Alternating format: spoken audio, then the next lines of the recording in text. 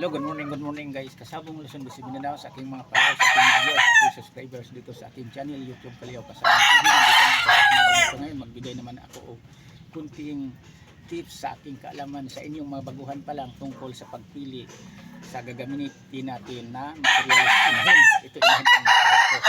Itong inahin na ito, ang mga nagiging resulta sa mga unang anak nito, ito ang inahin ng pinag-champion sa nakakuha sa Sabuhan Cockpit mismo San Juan.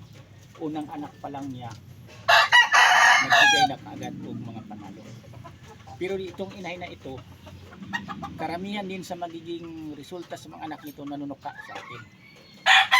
Kasi nagsabi lang ko sa inyo dito. Pero ang kapatid nito din niya, kapatid niyang babae, ang resulta din sa kalabasan sa nagiging anak lalaki, super bait din, hindi nanunuka sa akin.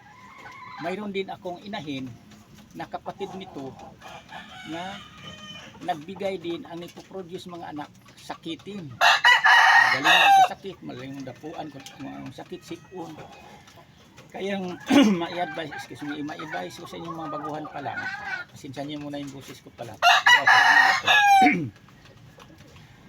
So baybayan natin mula pagka-di-old talaga na hindi nakaranas og sipon ang gagamitin nating materialis na babae, gamitin nating inahin para nga ang mga anak nila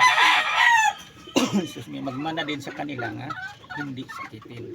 Yan ang pinaka-importante dito sa pagpalahi, pagpili natin sa manok. Kasi kung magsimula pa lang tayo na mag-alagag manok, hindi pa natin kabisado yan kung anong dapat natin gawin, anong proseso. Pero kung habang tumatagal kayong mag-alagag manok tulad ko, dito na ako tumatanda sa pag-alagag manok, nakuha ko na ang mga pamaraan sa pagpili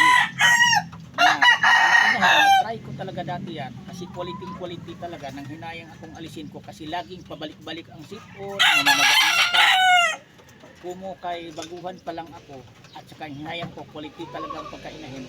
Pinagpatuloy ko siya hanggang nagiging inahin ng ngitlog, nag-produce ng maraming anak na lalaki.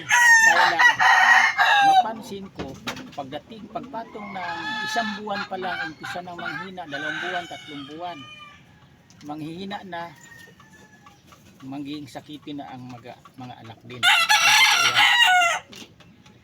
Kaya naobserbahan ko na sa pagpili na yan. Kaya ang ginagawa ko ngayon ay hindi na ko lugi sa pagbili ng mga ano-anong gamot, hindi nasakitin ang aking mga alagang manok ko dahil pinili ko ng inahin hindi sakitin. Ginamit kong materialis kang ang ni-produce din nilang mga anak nagmana sa kanila na hindi sakitin. Nasa inahin talaga yan.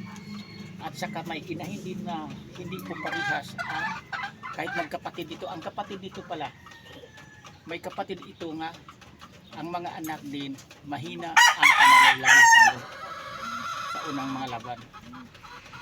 Pero ito siya pinag-champion ng panalo. Kaya hindi magkaparehas ang kapatid. Kaya inaalis ko na ang kapatid dito na lamang sa talo ang mga anak. Yan, magkapatid sila sa ama, magkapatid sa ina, pero lumalabas ang kapatid nito nga babae nga napansin ko ang mga anak niya laging talo sa unang mga laban. Pero itong kapatid na ito sa una pa lang na i-produce niyang mga anak, pinag-champion na agad dito sa San Juan Cockpit. At saka ako mismo nilalaban ko ang anak nito, pinag-champion ko rin.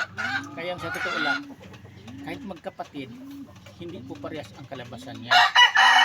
Kailangan piliin natin, halimbawa 6 na magkapatid na babae, hindi lahat na 6 yan nagpanalo ang mga anak nila. Alisin natin ang babae na kapatid nila nga hindi nagpanalo ang mga anak nila, ang iwan natin yung nagpanalo ang mga anak nila. Yan ang ginagawa ko mismo. Kaya yung tinatawag ko aking mga manok lamang sa panalo kaysa talo.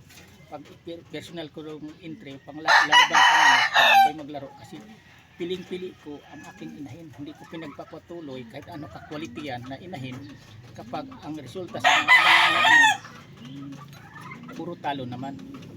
Yan ang naibigay ko sa inyong umagang na ito ngayon sa aking mga followers, aking subscribers na kayo din sana matutunan din ng sa tamang pagpili sa gagamitin nating materialis na inahin. hindi lang sa inahin tayo nagtapos sa pagpili, iparis din natin ang linyada din ng mga winner na rin sa kababae nating linyadang mga para ang resulta sa mga anak din nagpanalo. Pero maisabi ko rin sa inyo, hindi rin lahat niyan kalabasan. Sa kadaming magkapatid na babae, ang mga anak niyan, lahat sila ang mga anak maglabas ng mananalo. Mayroon din na inahin na mahina sa panalo ang nagiging anak. Dapat alisin na natin. Yan lang, sana may mapulot na ito ng mga aking subscribers, aking mga baguhang mga viewers.